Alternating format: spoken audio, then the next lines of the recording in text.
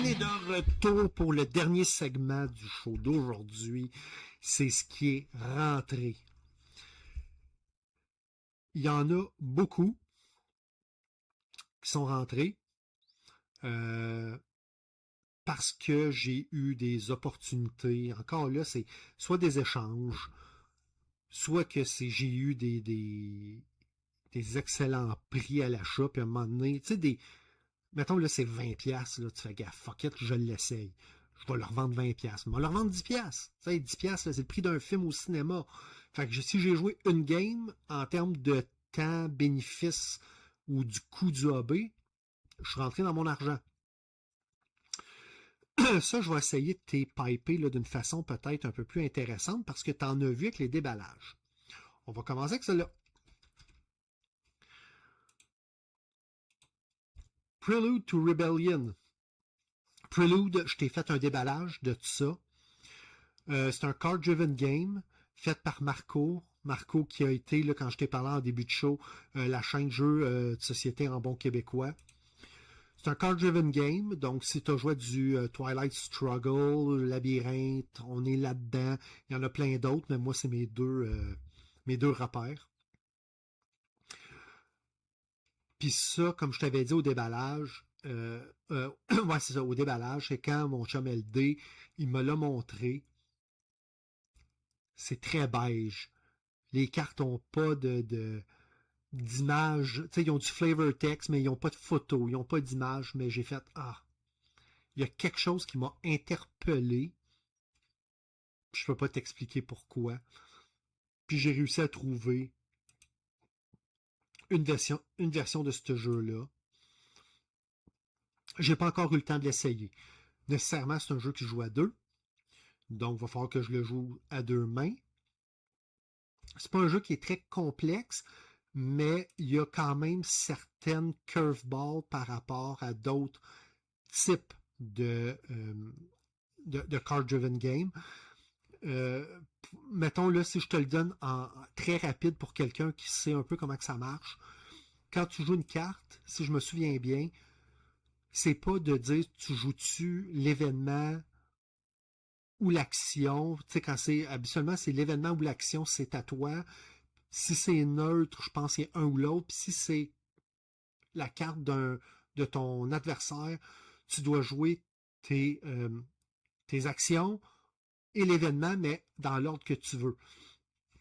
Ben ici, tu joues toujours tes actions, tes action points là, ou tes ops en premier. Puis si c'est une action de l'opposant, tu vas mettre la carte dans le market ici, puis ça va être à ton adversaire d'aller l'acheter avec des points d'opportunité. Qui est dans le fond qui va lui permettre les points d'opportunité. Dans le fond, c'est t'achètes ta carte au coût des hops par rapport à ce qui est disponible ici. Fait que ça, c'est quelque chose qui est sensiblement nouveau. Chaque tour a 8 rounds, chaque round a 8 tours, là, à un moment donné, voler du bord tu veux. Mais tu as juste 7 cartes. Fait que si tu veux pas avoir un tour mort, ben tu peux pas juste tenir à tes points d'opportunité. Puis, ben, tu pourrais t'essayer, mais ça se peut que la carte que ton adversaire va jouer va peut-être lui donner un edge important, une séquence, mettons, de pointage ou whatever. Et il a créé le système de pointage qui est ici. Tu as des valeurs de départ, puis à mesure que tu vas jouer des cartes, ben ça va bouger certains trucs ici, qui vont bouger certains trucs ici. Donc, si tu as fait un petit peu. C'est souvent des souks à la corde, là. C'est souvent des tracks de zéro, puis ça tire d'un bord, ça tire de l'autre. Donc, si tu as construit une organisation, ben, tu viens à 2 points, puis si ton adversaire a construit une autre, il s'en va pas là. Vous êtes à égalité. Fait que c'est 0 points. C'est un net, c'est pas un net positif, c'est un net nul. Ici, tu vois que pour les comtés ruraux, ben, chaque point coûte cher parce que là, 1 point, 1 point, 2 points, 2 points, 3 points, 3 points. Puis là, l'autre va essayer de te ramener ça. Donc, si tu as joué à Monsieur, pas Monsieur Président, mais à Prime Minister, t'as-tu l'événement dans le labyrinthe? Non. C'est beaucoup. Prime Minister était très comme ça aussi, avec des tracks qui montent et qui descendent ici. Puis, l'évaluation ou l'anticipation des votes à venir était faite avec une track comme ça. C'était pas combien que t'en as, c'était le net positif par rapport à ton adversaire. Bref, tu vois ici, là, ils ont tous. Ici, c'est RC pour les counties rurales, O pour organisation, EI pour influence externe, puis les counties urbains. Quand tu vas jouer une carte, chaque carte a aussi un petit carré. Ton petit carré te dit laquelle des tracks, hop, ici, on ne le voit pas.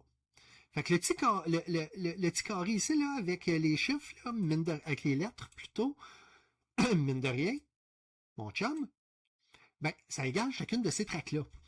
Fait que si on va dire, fait que ici, tu vas avoir, là, sur chacun des starts, tu vas avoir un counter. Si je joue une carte rurale, RC, je fais tout ce que j'ai à faire, puis j'avance le counter ici. Puis après ça, ça va arriver pour tous les trucs.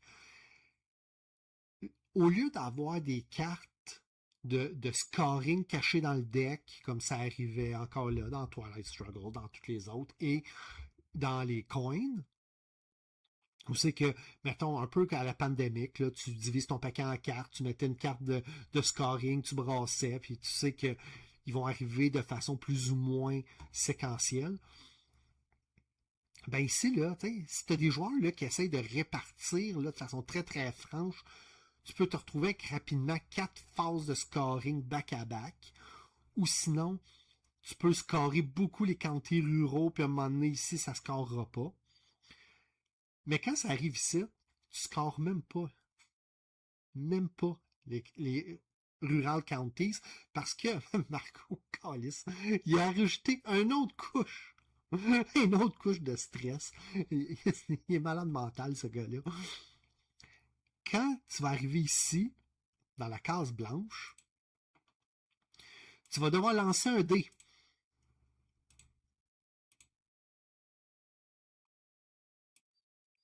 Les dés sont là.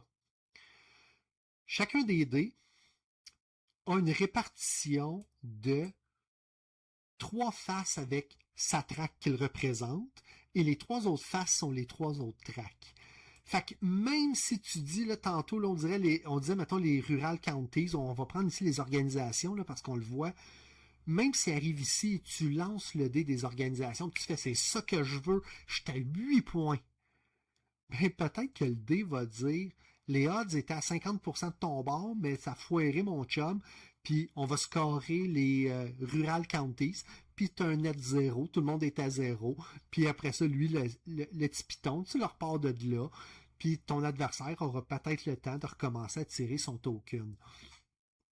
Fait que tu as non seulement la tension des cartes à jouer, comme dans tous les trucs, tous les jeux de ce genre-là, là, de card-driven game, tu as la tension ici là, des cartes qui sont déposées. Donc ici, il y a juste le patriote qui peut le ramasser. Ici, juste le royalisme. Mais qui va venir aller chercher une carte d'événement du pool neutre? Tu sais, tu as tout le jeu de sucre à la corde, mais en plus, tu as les 4 lignes de pointage qui sont additionnées d'un dé qui vont peut-être te dire fuck mon homme, tu ne scoreras pas cette track-là, tu vas en scorer une autre. Fait que ça, j'ai trouvé ça malade mental. Fait que, tu vois, là, je le maîtrise pas pire, mais gars, de toute façon, si ça t'intéresse, jeu de société en bon québécois, là, va dans ses playlists. Gars, t'as 17 vidéos. Salut tout le monde, bienvenue à ce Un peu, tout premier vidéo qui va vous montrer. c'est pas ça que je voulais, je peux-tu savoir? Bon, je vais Salut. mettre à pause, là, mais t'as quand même 17 vidéos, c'est qui va te donner la genèse, la façon de jouer. il va, tu sais, vois-tu, là, son vidéo d'intro fait 45 minutes, fait qu'il t'en parle avec passion. Je t'invite à aller voir ça. Prelude to Rebellion. Fait que celui-là, il est fait. Un autre que je t'ai déballé, Cthulhu Dark Providence. Le vidéo le plus populaire sur la chaîne a été le déballage avec au-dessus de 500 vues. Je t'ai fait une critique dessus et je te disais, je suis pas sûr, puis je t'ai dit, en solo, parce que je l'ai pas joué à plusieurs, puis finalement je t'ai dit fuck off, oui, parce que c'est un jeu qui a beaucoup à offrir, beaucoup à penser. Je le pense encore. Là. Mettons, ma critique est sortie, ça va faire quoi, 2 semaines, 3 semaines? Au moment où j'enregistre. Probablement le temps que je monte tout ça, ça va faire peut-être même un mois. C'est un jeu qui, je pense, a tellement de layers et tellement bizarre. On dirait qu'à toutes les fois que je le joue, il y a une situation que j'avais pas saisie, puis il se passe quelque chose de nouveau. Je le trouve encore tough comme solo. Ça reste que c'est un puzzle. Mais il est facile à tricher par rapport aux règles, la façon qu'il est écrit, si tu le trouves trop tough, trop brutal. Il est facile un peu à jouer. Je pense encore qu'il y a des défauts là, pour toutes les belles qualités qu'il y a. Exemple ici, les jetons d'agents sont ici. Ils ont leur capacité spéciale. Ils disent combien de force ils apportent quand ils sont là pour une gate ou pour disons un knockdown. Je vais faire attention aux mots que j'utilise à cause de l'algorithme. Mais quand ils sont là, quand un agent est sur place, ça rajoute aussi de l'influence. Donc, ça compte pour un cube. Ça aurait été cool qu'ils mettent quelque part le cube sur le design. C'est le genre de règle qui est facile à oublier. Mais sinon, c'est un jeu qui est fait pour avoir beaucoup d'interaction entre les joueurs. Je pense que c'est un jeu qui va rayonner à 3 et à 4 joueurs. Parce que tu n'auras pas la course contre l'automa. Mais là, un coup, là, j'ai commencé à internaliser les règles. C'est peut-être un de ceux que j'ai le plus envie de ressortir au moment où on se parle. Parce que, en fait, c'est le jeu que, depuis que je l'ai acheté, et depuis longtemps, que je n'arrête pas de penser. S'il y en a un auquel je pense, comment je pourrais faire ça, comment devenir meilleur, comment faire une stratégie, c'est celui-là. Fait que, encore là, il est pas facile dans le sens à digérer. Tu vois, là, les questions, là, c'est forum. Tu vois, les gens ils ont de la misère à grabber parce que c'est comme un jeu, là, comme une truite. Là, c'est un jeu qui a pas de grippe simple parce qu'il te permet de faire beaucoup de choses et de pouvoir essayer de gagner avec plein de path to victory. Là. Fait que, c'est un engine builder, mais c'est pas que ton engine builder tu vas gagner. Tu peux knock down là, tes adversaires, mais c'est pas ton path to victory. Tu peux aller chercher des mythos cards, mais c'est pas avec ça que tu vas gagner. C'est avec un ensemble de tous ces facteurs-là qui va t'amener vers la victoire. Fait qu'encore là, super weird, mais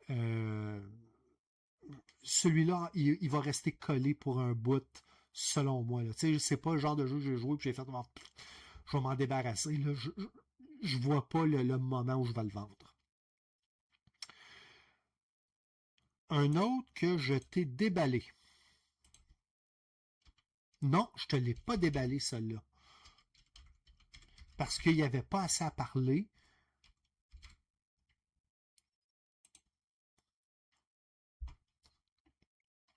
Le nouveau Freedom and Freeze. Formidable Farm. Première impression, en fait plus que première, là je suis rendu à quelques games. C'est un jeu qui joue très vite. C'est un multiplayer solitaire euh, avec du worker placement. Donc c'est super simple. Tu places ton jeton, tu vas chercher une ressource. Ben, pendant ton tour, tu as une main de carte. Tu dois te déplacer, tu peux pas rester où ce que t'es, mais tu n'es pas obligé de le faire maintenant en partant. Mais ça te permet d'aller chercher ressources ou de piger une carte. Puis tu as des contrats dans tes mains. Et le principe il est super simple.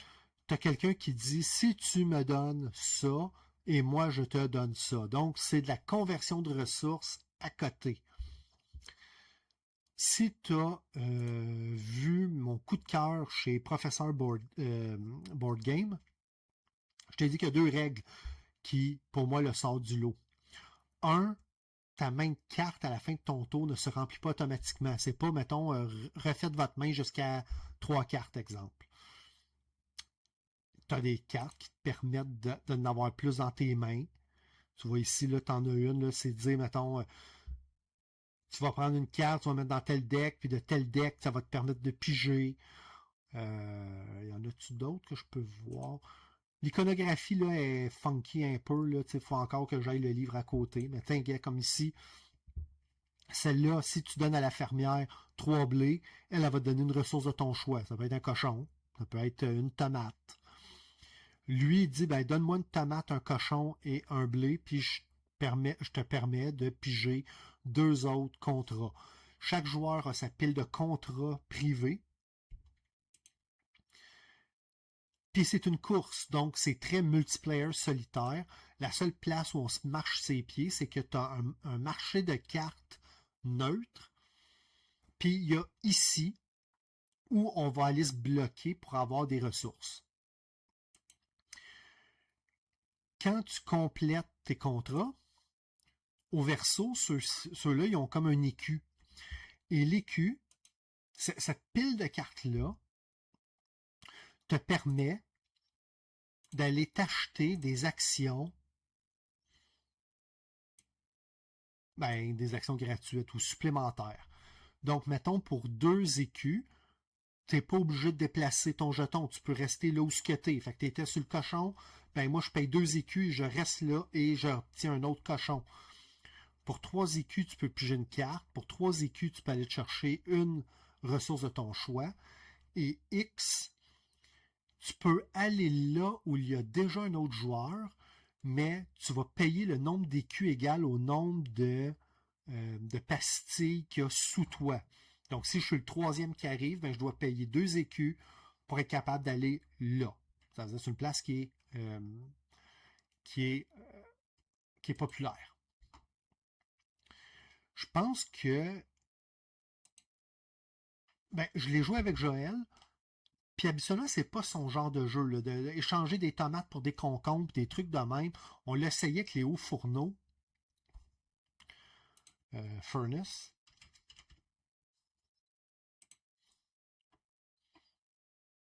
Puis s'il y a un jeu où elle se réveille la nuit pour l'haïr, là, je pense que c'est celui-là. Elle l'a détesté.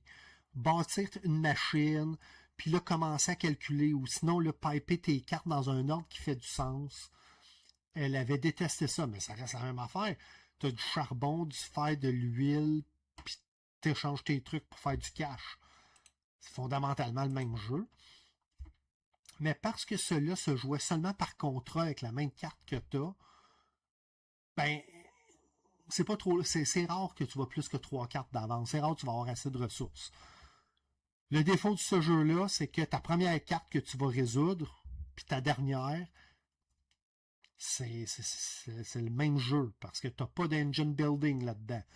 En fait, ton seul moteur, c'est celui que tu réussis à créer avec les cartes que tu as en main au moment où ton tour est là. Mais si à un moment donné, tu as eu un excellent moteur, puis tu fais alright, je me suis débarrassé de mes 4 cartes, t'en as plus à la fin. Ta main est vide. Comment tu fais pour avoir d'autres cartes? Ben, tu peux aller chercher une action pour piger une carte. tu pourrais, mettons, dans ce cas-là, dire, bon, ben, je vais me déplacer, je vais aller chercher un mouton, puis là, je vais aller chercher cette carte-là, je vais payer le mouton là-dedans, puis ça va me permettre de piger une carte. Tu as une action que pour 3 écus, piger une carte. Donc, même quand tu as des tours rapides, ben après ça, tu vas tomber peut-être par 2 tours un peu plus morts, puis ça donne ton effet de rubber band pendant la partie. Puis la troisième affaire qui à date là, m'allume bien gros, c'est que il y a beaucoup de cartes qui te permettent d'agir. Tu sais, donc tu as ta main, d'un côté. Ah! Tantôt pendant Origa, je te disais, il a fallu que je réenregistre. Formidable Farm aussi. J'ai tout tapé, puis il faut que je recommence ma critique parce que j'avais l'air blasé au coton. Bref, tu as des cartes qui te permettent de jouer avec ta pile d'écus, puis tu as des cartes qui te permettent d'aller jouer avec ta pile de contrats en attente. Fait que tu peux m'en réordonner tes contrats, mettre ceux, mettons, plus difficiles à la fin, où tu sais que, je vais les. T'en as pigé 3, il faut que tu en remettes 2 en dessous, mais si je les mets dans tel ordre, ça va me permettre de les jouer back-à-back. Et ça a été des trucs que j'ai beaucoup aimé. Comme soloiste, le mode solo qui est dedans, je l'ai trouvé pourri. Il est trop long, puis c'est du freedom and free, ça veut dire c'est des tests de performance ou d'optimisation. Il y a un gars ici, dans la section fichier, là, le user cell 141 a fait un mode solo, 2 pages. Il fonctionne magnifiquement bien. Il donne une impression de jouer contre une personne parce que le marché bouge. Il va faire promener le jeton de l'adversaire sur le marché et pas d'une façon contrôlée, très inerte, comme Freedom and Freeze a fait. Dire, ben c'est là, puis tu as 18 tours, mettons, pour compléter 18, c'est 30 contrats. Cell a fait de quoi, puis je te vends pas la mèche. Si t'aimes le jeu, si t'intéresse, va voir. Il a fait de quoi, ça marche. C'est super simple, c'est niaiseux à rouler. Moi, ça a sauvé le mode solo pour moi, pour ce jeu-là. Donc, Formidable Farm. Hey, il va falloir que j'accélère, ça n'a pas de bon sens.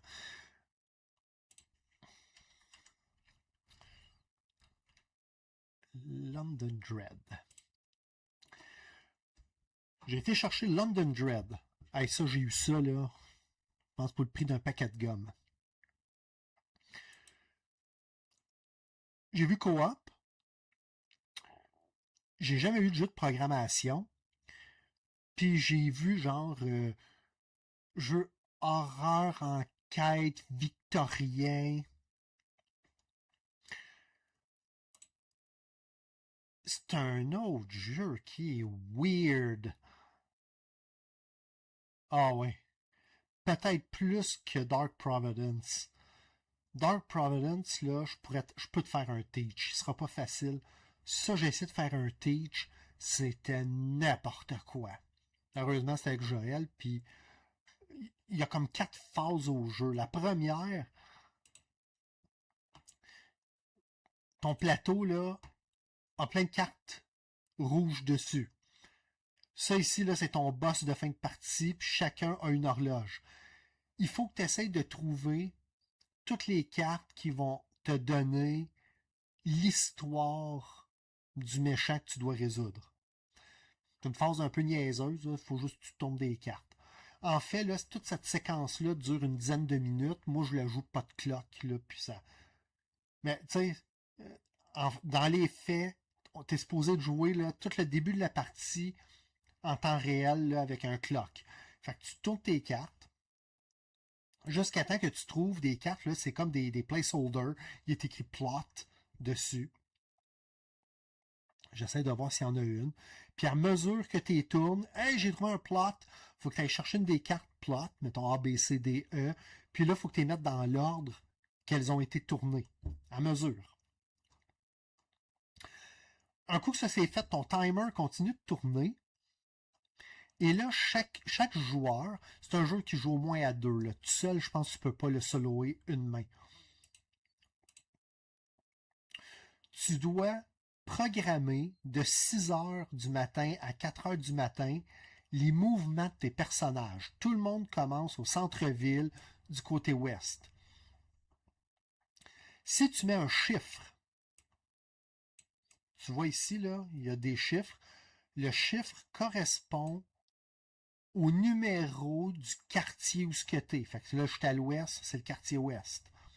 Fait que si, mettons, là, le joueur ici mettait un 1, ben, quand on va être à la phase de résolution, puis fait que là, c'est du programming. Là. Tu programmes, tu dis là où tu t'en vas.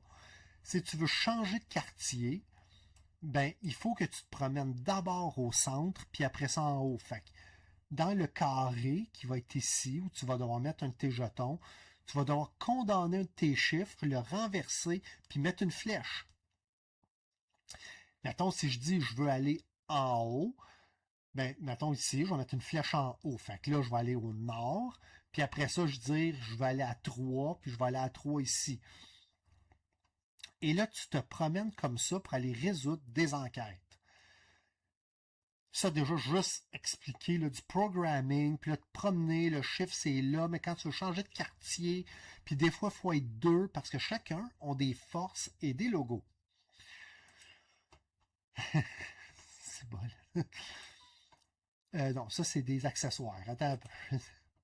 Faut juste que je t'en trouve une, là. Je vais pas essayer, je vais pas m'éterniser. Bon, ici, on en a une là, qui a l'air à peu près d'une game.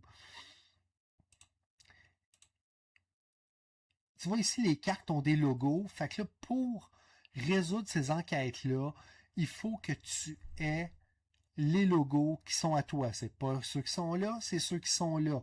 Tu peux jouer un calice qui te permet d'activer ta fonction spéciale. Si tu n'as pas ça, ben là, tu as des decks ici de présomption qui peuvent t'aider à ajouter à ta main. Plus tu as d'autres certaines cartes que tu as trouvées. Si tu as manqué ton truc, tu vas augmenter l'indice de Dread.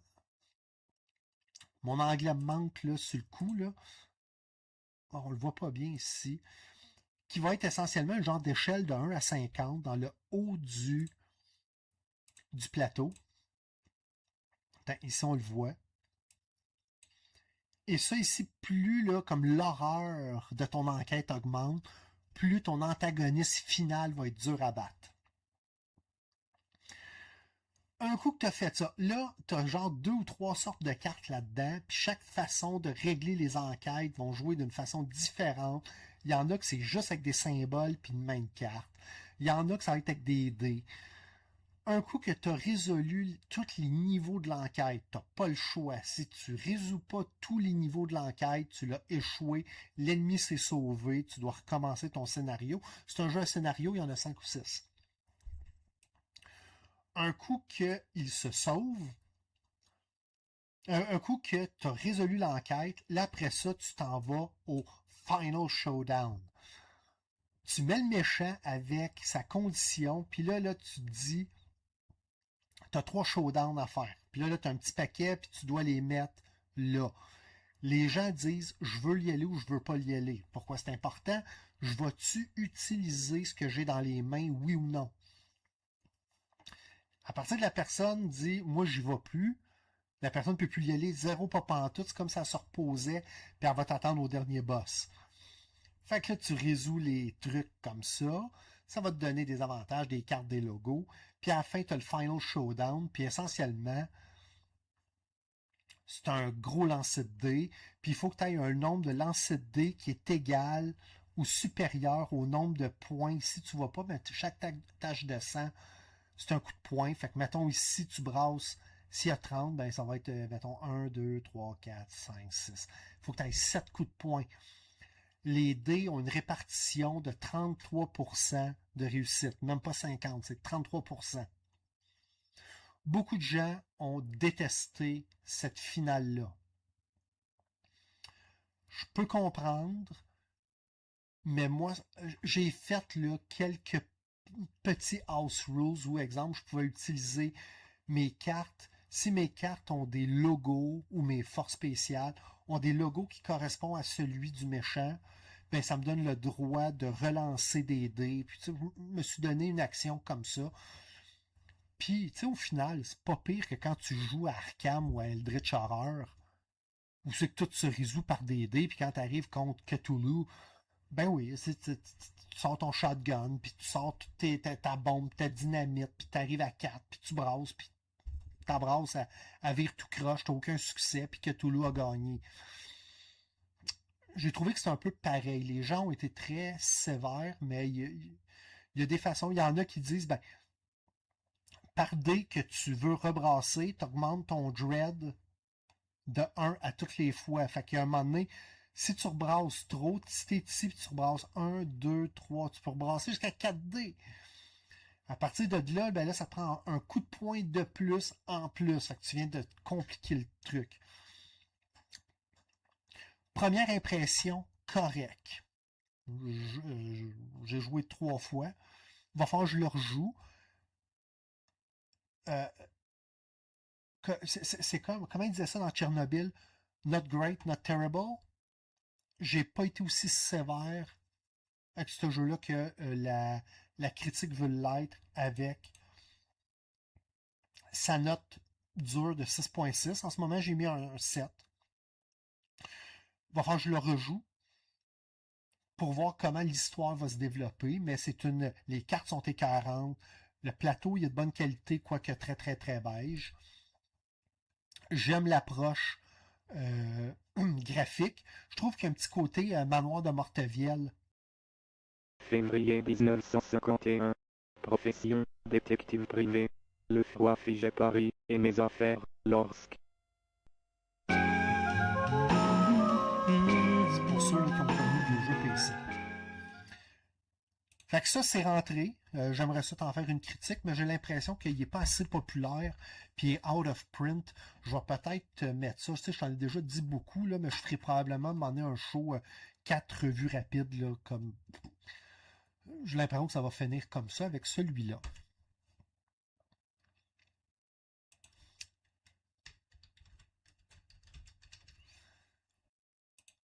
J'ai réussi à mettre la main. Ces temps-ci, je file plus Ameritrash puis jeux de dés et compagnie.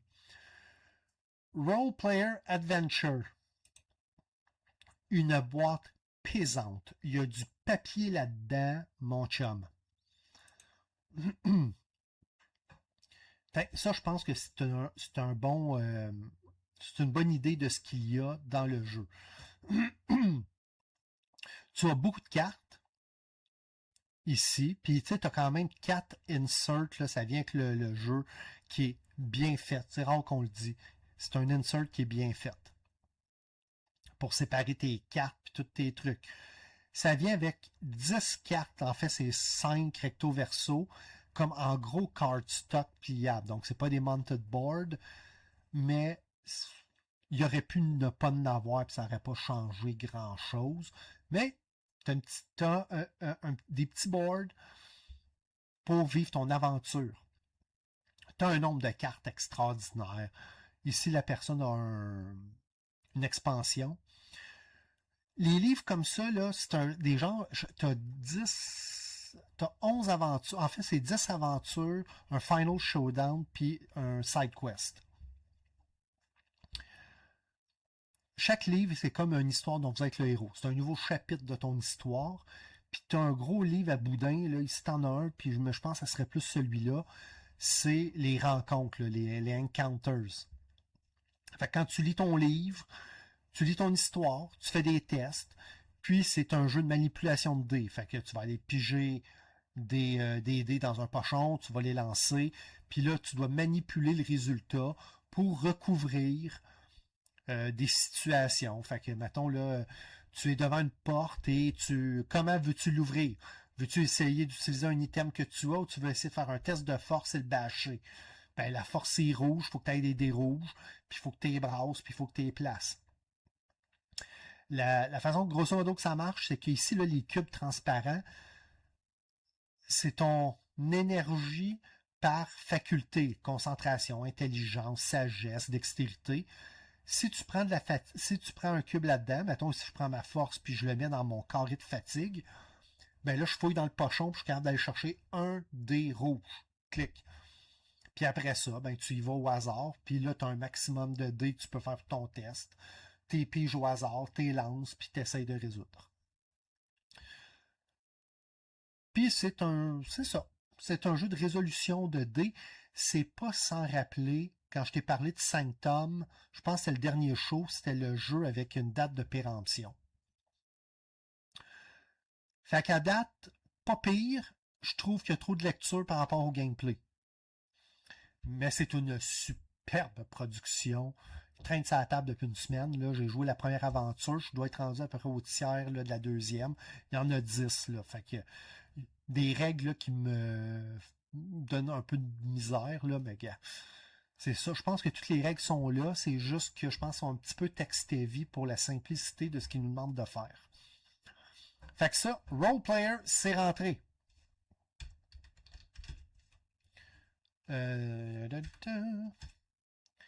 J'ai réussi à mettre la main en échange de 10B.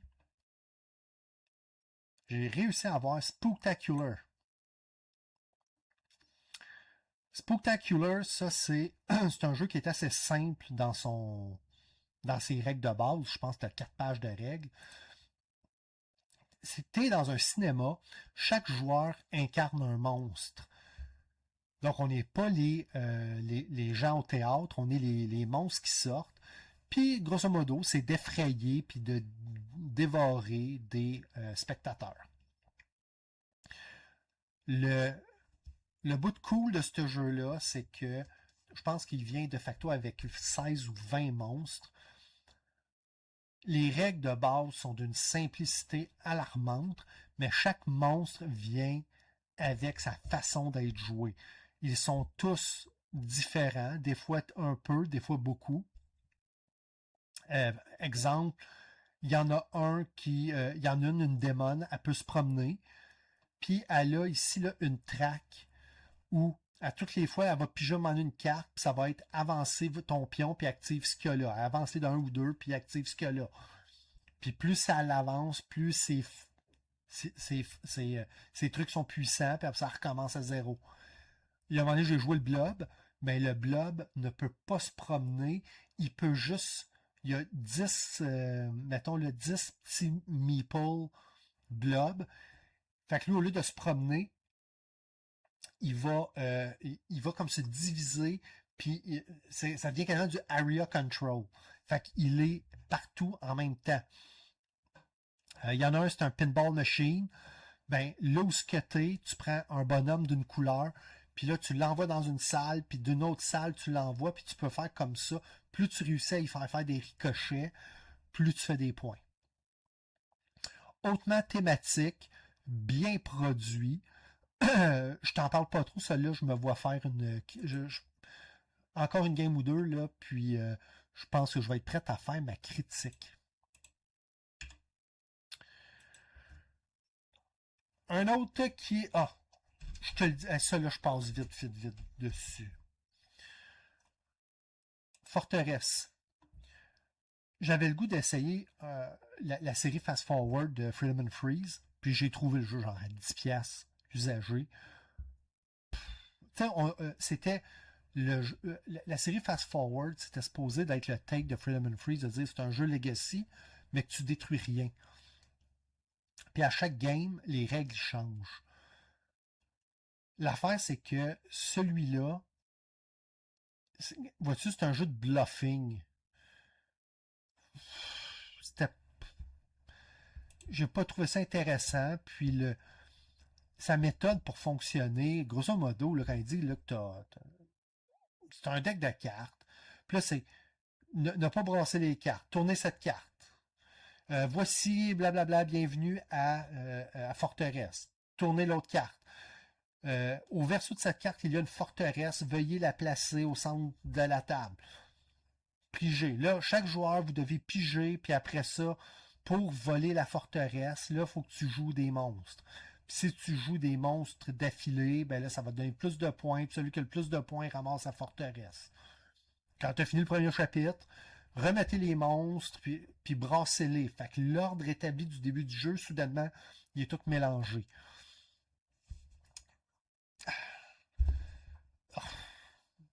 J'ai trouvé ça d'un ennui. Fait que ça risque de finir dans le feu. Là. Je vois pas de joke. Là. Je vais essayer de vendre ça 5$. Ou à un moment donné, tu sais, je vais faire une boîte, là, mettons, 10 jeux pour 50$, puis, ou 40$. Là. Fais-moi un prix, là, puis pars avec tout ça. Ça, c'est une perte sèche. Ça n'a pas été pour moi.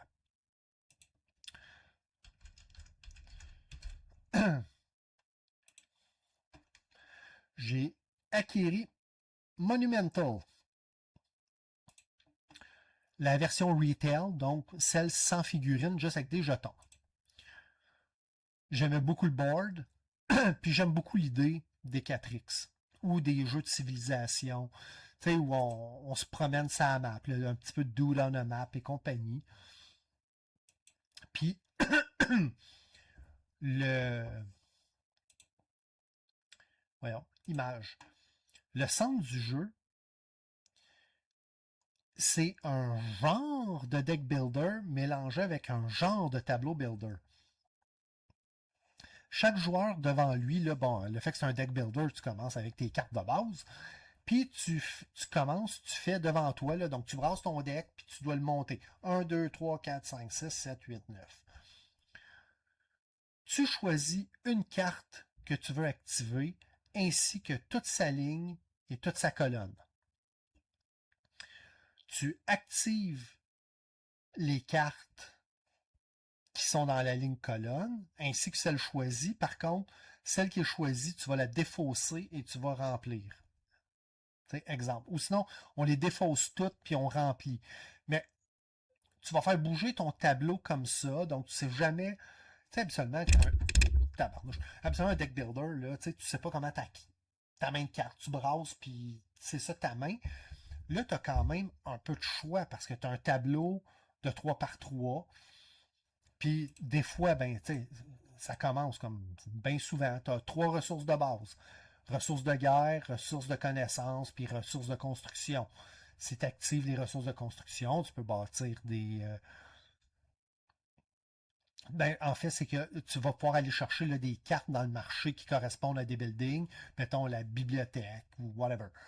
Les cartes de connaissances vont te permettre d'aller chercher des cartes de prestige qui vont participer au développement de ta civilisation. Puis si tu vas chercher des cartes de combat, si tu te promènes sur le board tes différentes unités. Puis si tu fais face, ben, le nombre d'épées que tu as versus le nombre d'épées qu'a l'autre, puis whatever. Fait qu'en ce moment, ça roule pas pire. J'ai déjà joué une partie, mais avec tout ce que j'ai acquis, je l'ai remis dans la boîte, il va falloir que je le ressorte. Mais c'est première impression correcte.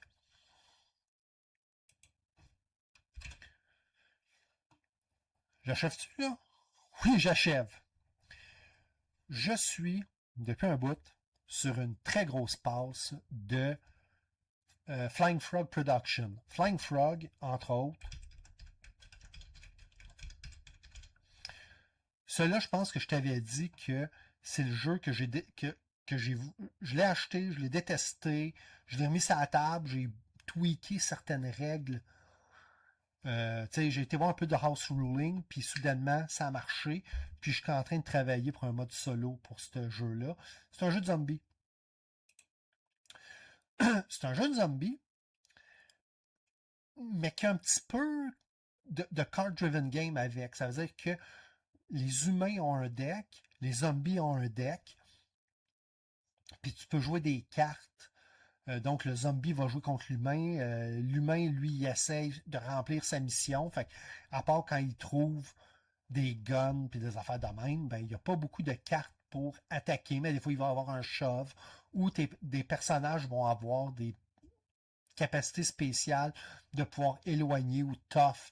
Il est capable de subir le premier dégât, il est annulé. Tu sais, En fait, j'ai trouvé, pour avoir essayé seulement un zombicide, je trouve plus le fun ce jeu-là que Zombicide. Parce que le côté card game, je le trouve intéressant. La boîte de base, elle marche, mais c'est.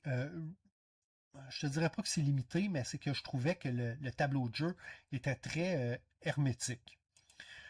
Quand je l'ai acheté, j'ai été chanceux. À un prix ridicule, ça venait avec l'extension que tout le monde dit que tu dois avoir, Growing Hunger. Ça rajoute des personnages, ça rajoute des tuiles, ça rajoute des couleurs de zombies, ça rajoute des jetons. Puis d'ailleurs, c'est borderline un système quasiment plus qu'un jeu parce que tu as des jetons. C'est qu'ouvertement, le designer, il dit, mettons, tu as des jetons ABCD, puis 1, 2, 3, 4, 5, 6, 7, 8. Ces jetons vous servent à créer vos propres aventures. Fait que, tu sais, on veut déterminer qu'il faut aller chercher les cartes artefacts dans l'ordre. Bon, ben, si j'ai découvert l'artefact D, ben, D il est là, mais je peux pas le ramasser. Fait qu'il faut que tu cours, puis aller chercher, trouver le A, B, C. Faut que tu les ramènes, puis mettons, je sais pas moi, les ramener à la comète, puis la comète, tu peux même créer tes scénarios avec ça. À date, mon mode solo, il marche moyen, là. Je l'ai trouvé très très lourd, là. Faut que je trouve une façon de le simplifier. Mais sinon, le jeu en tant que tel, il est cool. Flying Frog fait des jeux un peu à l'ancienne. Il y a beaucoup de roll and move, beaucoup de règles à l'ancienne. Faut pas avoir peur de house ruler pour le mettre à notre goût. Si tu joues toujours by the book, tu vas peut-être faire ça a mal vieilli. Mais si tu es prête à faire du house ruling, ça va bien aller. Bref, ça c'est ce que j'avais. Puis tu sais comment c'est, à un moment donné on fouille, on cherche des cossins et blablabla. J'ai réussi à trouver, usagé et à bon prix, puis si tu vas me dire, ah, pourquoi tu dis toujours à bon prix? Ben parce qu'il ne m'a pas coûté la peau du cul. Je ne serais pas gêné de te dire que j'ai fait des folies puis que j'ai payé le gros prix pour rien. Puis il est un peu. Ah, il calcule même pas dans les. Il n'y a pas de H ici. J'ai acheté là, ce qui est une expansion. Comment on appelle ça là? Une expansion que tu peux jouer tel que tel. Timber Peak. Le fait que tu peux le jouer, l'avantage de Timber Peak, c'est que pour moi, il rajoute une forêt que je peux mettre autour du plateau. Donc, tu peux grossir ton espace de jeu. Puis ça va me rajouter, là, je pense que c'est 40 ou 60 cartes par deck. Ça va me rajouter 5 ou 6 personnages. Ça va rajouter. Tu sais, le fait que c'est un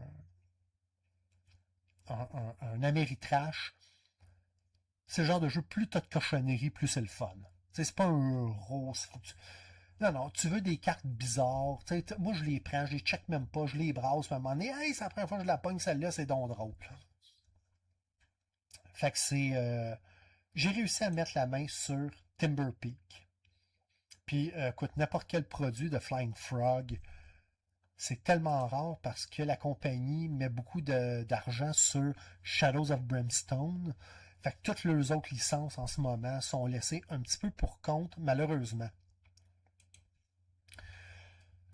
J'ai réussi à mettre la main sur A Touch of Evil avec une expansion d'avoir 4 personnages de plus. A Touch of Evil, écoute, c'est une petite map, là, c'est tout petit comme ça.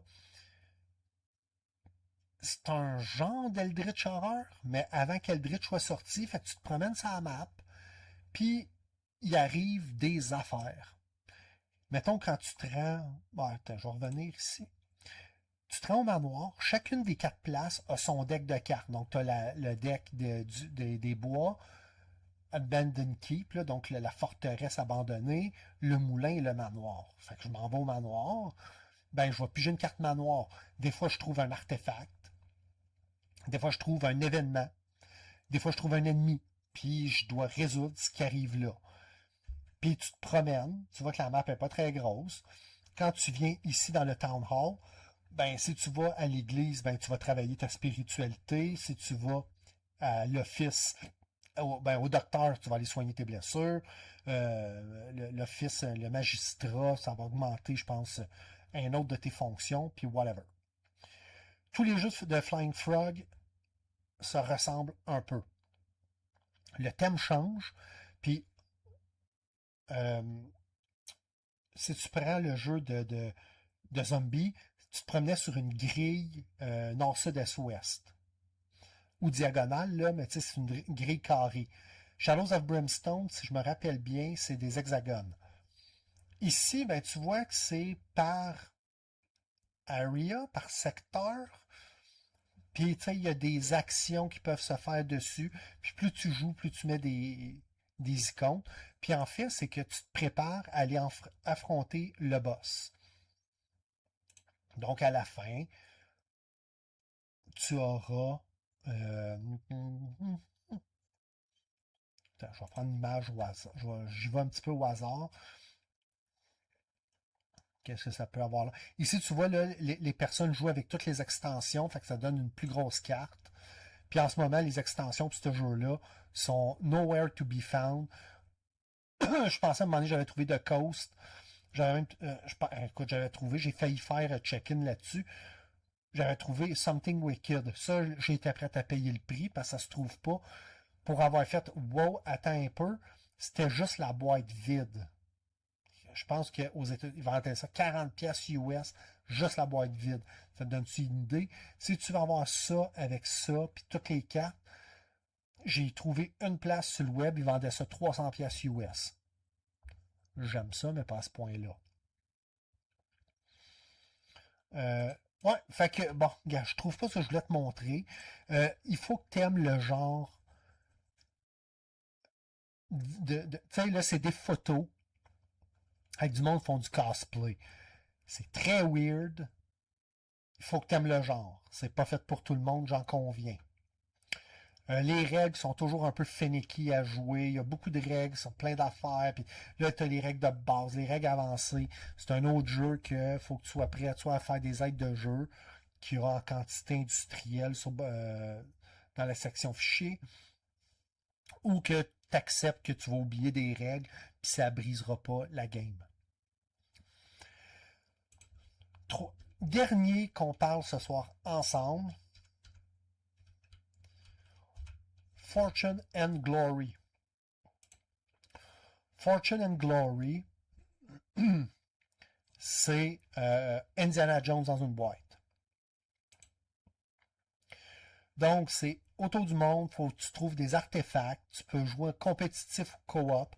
Beaucoup de gens, bien que le mode compétitif, c'est le mode de base, les gens semblent dire qu'il est bien plus le fun en mode co-op. Tu vas affronter soit des mobs ou des nazis.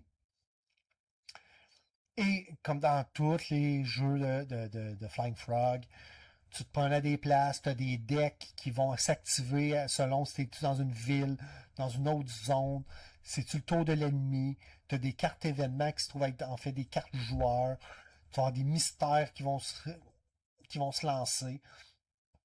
Et c'est encore beaucoup de dés à rouler. Une autre superbe belle production. Celui-là, j'ai fait juste quelques tours, puis je l'ai ramassé, puis j'ai pas eu le temps encore de le jouer plus qu'il faut. Celui-là, je sais qu'il existe des expansions, mais pour une raison que je peux pas t'expliquer, pour l'instant du moins, j'en vois pas le besoin. Le scope, on dirait qu'il est tellement grand.